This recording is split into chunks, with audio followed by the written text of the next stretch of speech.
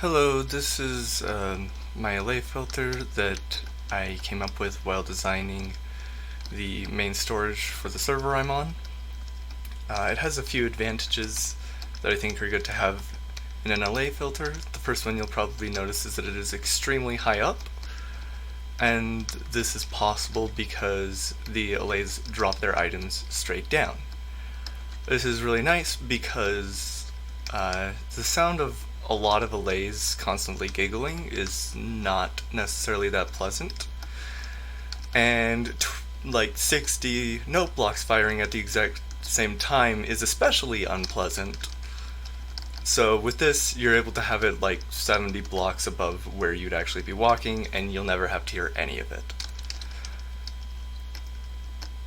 The next thing is that the allays are in minecarts, which helps dramatically reduce lag, but at the same time they're still easily accessible with the water stream being below, and they're actually still able to pick up the items, even if they're pressed up against the wall here.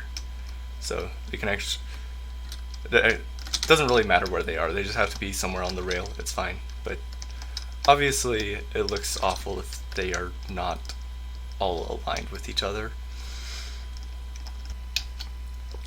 So as for how you would actually swap them out or get them in there in the first place, well, to get them in there the first time, you could just have one spot where you load them up into minecarts and then send them along rails and then put them in.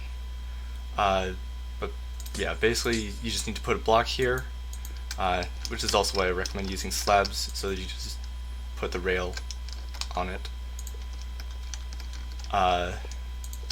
You can also use this to swap them around. You just use rails, and then you don't have to worry about moving them around. Anyways, you're going to want a fence pole like 3 or 4 blocks tall,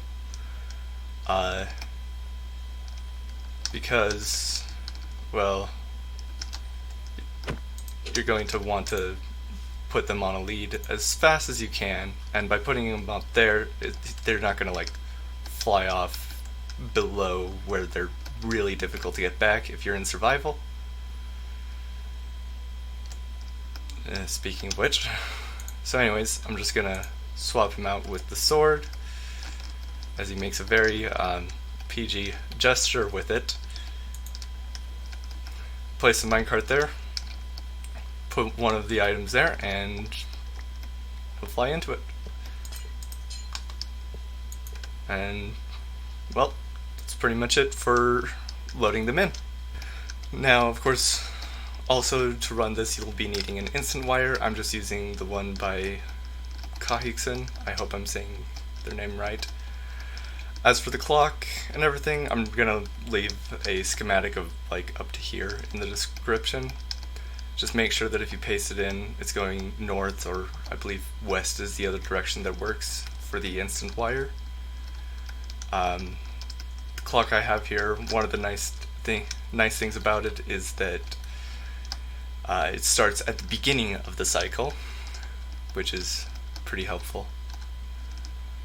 And yeah, I believe that's it.